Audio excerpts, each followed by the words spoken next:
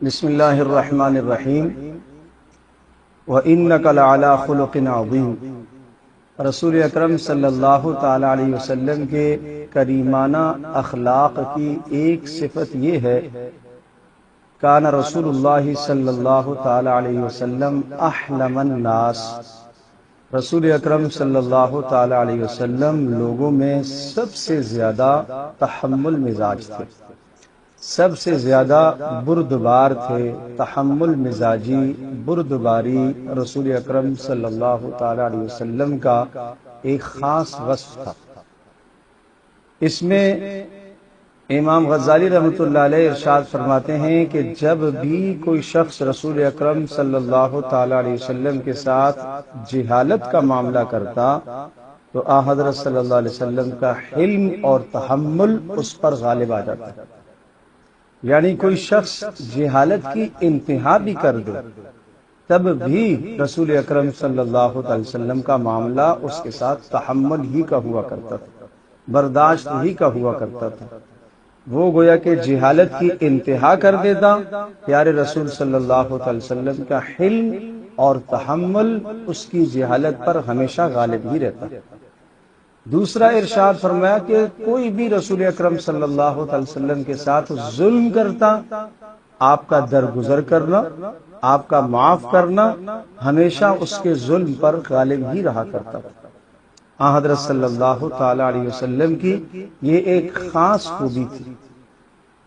ایک شخص رسول اکرم صلی اللہ علیہ وسلم کی خدمت میں آئے اور انہوں نے کچھ تقاضا کیا۔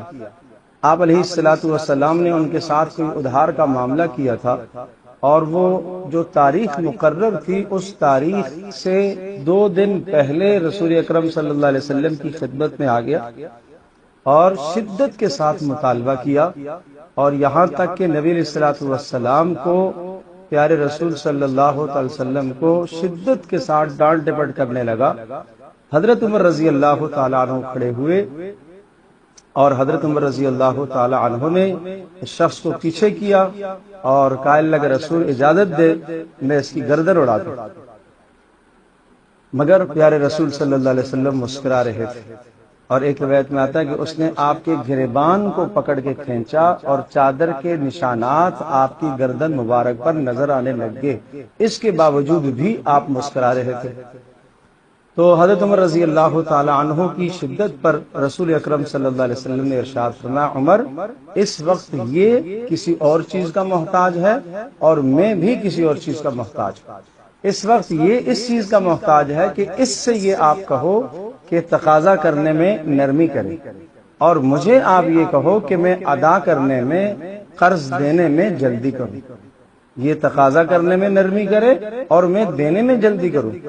پھر رسول اکرم صلی اللہ تعالی علیہ وسلم نے جو دینا تھا وہ اس کو دیا، مزید اور دیا، مزید اور دیا۔ 20 صاع کھجور تھی، آپ نے فرمایا کہ 20 صاع اور دے دو، پھر کہا 20 صاع مزید دے دو۔